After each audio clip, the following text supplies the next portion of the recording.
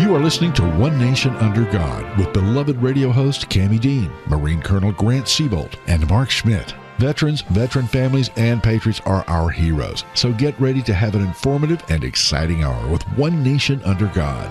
Welcome, America, to One Nation Under God, found on 660 AM, The Answer. We are so excited. We're going to be interviewing the young Republican conservative stars of Texas, Jared Patton, Chris Betts, James Mayfield, Christina Gonzalez Garfield. Wow, what a show. Listen up. Right now we have Jared Patterson, Texas State House Republican nominee for House District 106 and native Texan. Jared Patterson has called North Texas home for the better part of 36 years. He currently lives in Frisco with his wife, Leslie, and their 3 children, Reagan, Austin, and McKinley. Jared is a proud graduate of Texas A&M University, where he served as vice president of his class. He is currently the Director of Energy Services for Rapid Power Management in Carrollton.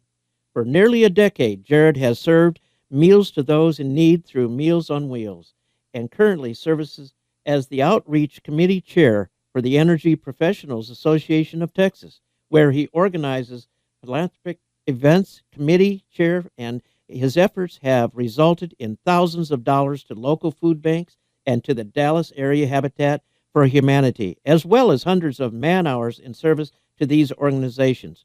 From 2009 to 2013, Jared served concurrently on the Sachi City Council and Economic Development Corporation Board of Directors, where he fought to cut wasteful spending, implement zero-based, and to increase transparency. That's a big one.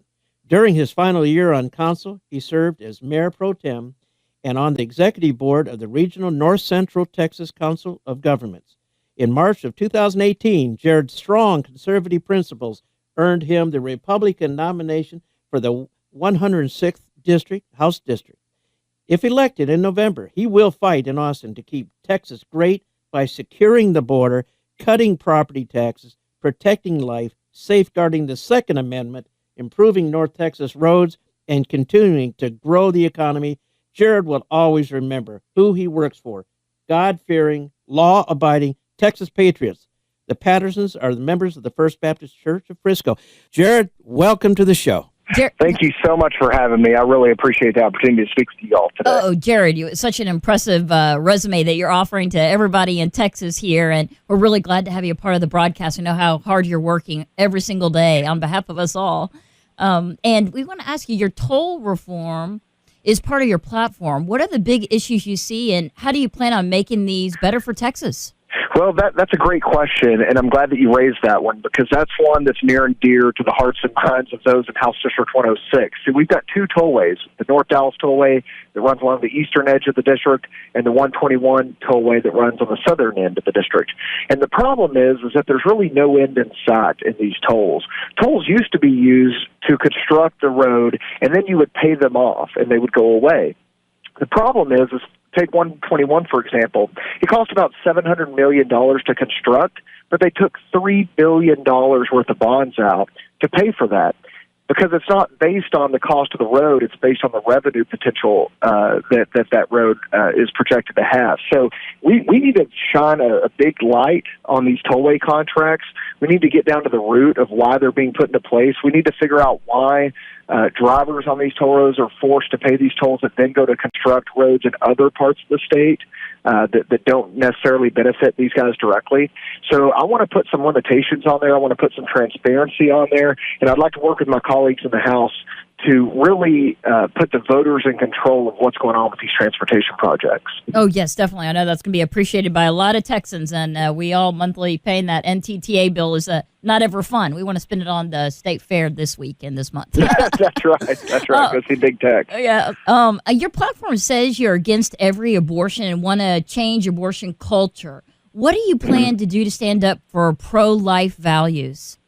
Yeah, I plan on doing whatever it takes to stand up for pro-life values. You know, we've got an epidemic in this country. I think that our descendants are going to look back onto this time and just be ashamed that good people let this go on. You know, more than 60 million girls and boys have been killed in the womb. And I think that we can, if we can do anything to stop that in the Texas House, we're going to do it. I think we've got a president that has nominated 2 and been successful in getting 2 conservative constitutional judges on the Supreme Court, and there may be another one, within the near future. And so I'm looking forward to having that debate. I'm looking forward to passing laws with my colleagues in the House that then can be through the judicial system and get up to the Supreme Court to let them have another stab at that, so that they can, hopefully work with us to end abortion in culture and in law. Yeah, this is Grant Seabolt. First off, I want to thank you for being on the program. As I recall, I think I remember seeing you out there one time when we were campaigning back in the primaries out there at one of the bank buildings. So yes, sir, that's correct. Outstanding. Hey, everybody, especially in a growing community, like example in Frisco and Allen and stuff, as property values are rising, or being more focused on the issue of property taxes now. Yes. And apparently even Democrats and Republicans might even be agreeing on some initiative about that. What's your plan with regard to property tax reform in Texas?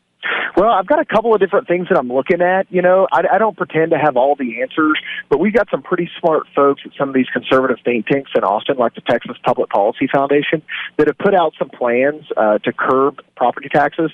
One of those is how to affect our school taxes. School finance is really in a mess in Texas.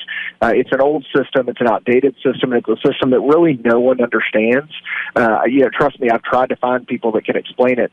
The problem is that our maintenance and operations piece of our property tax bill for schools, that's over half of what most people pay in property taxes when you look at their total city, county, and school district property taxes. We've got a plan through the Texas Public Policy Foundation to eliminate that completely, which would cut your property taxes in half. And they do it by capping state spending at 4% growth, and then using all the overages that are there to buy down that school maintenance and operations property tax over the next 11 years. They've guessed through the mathematics of looking at the state's growth over the years, it's a little bit over 10% growth per biennium, and they've seen that they could eliminate 50% of your property taxes in 11 years if we were to restrict our own spending at the state level and put those excess dollars towards public education. So there are real opportunities out there. I'm hopeful that we've got the folks in Austin next session that will tackle that problem, but it's not going to be easy. I mean, any major change to the way the school finance system works is going to be a battle. But, I feel pretty good about it. One area that a lot of people tend to be focusing on, and certainly what I call the more cash-rich districts, is obviously the Robin Hood plan. And so what are your thoughts on, is it working now, or does it need to be changed? Well, it's not only that it's not working, because it's not based, the money that is taken by the state from the local taxpayers and redistributed to other districts in the state, it's not taken based on need in those other districts. It's taken based on the amount of revenue collected in the quote, property-rich districts. So number one, that's wrong. Number two, a statewide property tax is unconstitutional in Texas, and that's essentially what you have. You have people paying in property taxes that someone at the state level then sends somewhere else without any say over how those dollars are spent. So one of the things, if we do this cap of 4% on the state level and then buy down that school M&O tax, that would eliminate Robin Hood.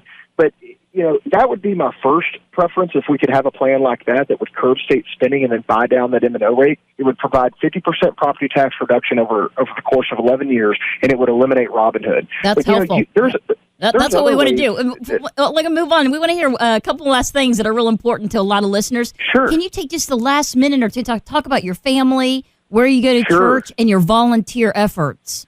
Yeah, thank you for that question, because that's not one that I hear very often. But I got to tell you, my wife is a rock. She is a saint. She keeps us grounded and keeps us on schedule. My wife, Leslie, is a former school teacher. She stays at home with our 3 kids, Reagan, Austin, and McKinley. And that's 2 Republican presidents and the father of Texas, if you're keeping track. And they're awesome. We've got a second grader, a kindergartner, and a pre-K little girl, and they're just awesome. They give me so much support. They cheer me on. It's just been an unbelievable blessing for the community to open their arms. So many people that are praying for us. And what about your church? You go to church in Frisco, right? We go to church in Frisco at First Baptist Frisco. It's a great place. We've met so many friends there, and it's just been a great place for us to walk in faith with other believers. And you have a heart to feed people who don't have food, and you work with Meals on Wheels, is that correct? Yes, ma'am, that's correct. Okay, well, wonderful. And how can everyone get out there and help you win this election? Because you're definitely someone that we all want to make sure wins. Yeah, thank you. I mean, the bottom line is, if you won't vote for a Republican you don't know, you'll get a Democrat you don't want. And so I'm encouraging everyone for the last time to vote straight ticket Republican. It's the last time it's on the ballot in Texas. Let's send it out with a bang. Let's vote straight ticket Republican. Let's keep Texas great by keeping Texas red.